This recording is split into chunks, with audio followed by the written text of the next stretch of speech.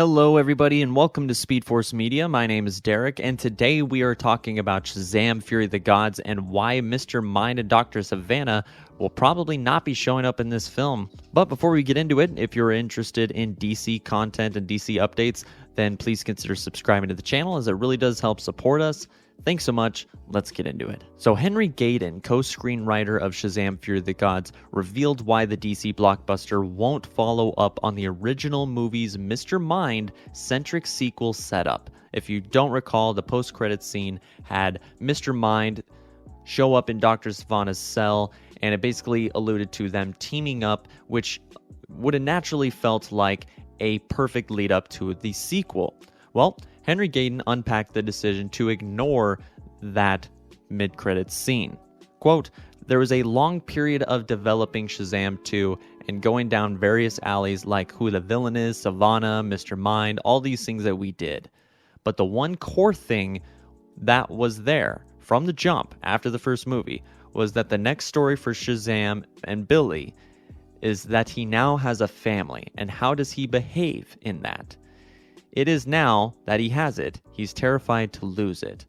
And the first version of Shazam 2 with Mr. Mind was really fun, but what ended up happening is it felt redundant with the first movie, because despite Mr. Mind being a fascinating new addition, it still was a lot of Sivana and Billy, and it didn't feel like it was telling an emotional next installment.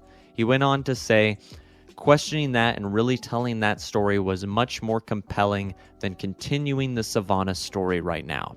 So if I had to guess, if I had to put money on it, I would say there's a really good chance we're probably not ever going to see Mark Strong return as Dr. Sivana, which does kind of suck. I mean, he wasn't the world's greatest villain. He wasn't DC's most iconic comic book villain ever, but Mark Strong is a great actor. And if you had given him a little bit bigger role or maybe more things to do. You had a lot to do in the first Shazam movie, respectively, but if you brought him back in a future film or even a future movie, he would be a great addition to not only the magic realm of DC, but to your overall DCU cast. Having talent is usually always a good thing, and Mark Strong kicked ass in the role. He was a threat, a physical threat, and honestly, I was much more excited to see him return as opposed to Mr. Mind. I was just never really super huge into that character, but it did seem like the more natural setup.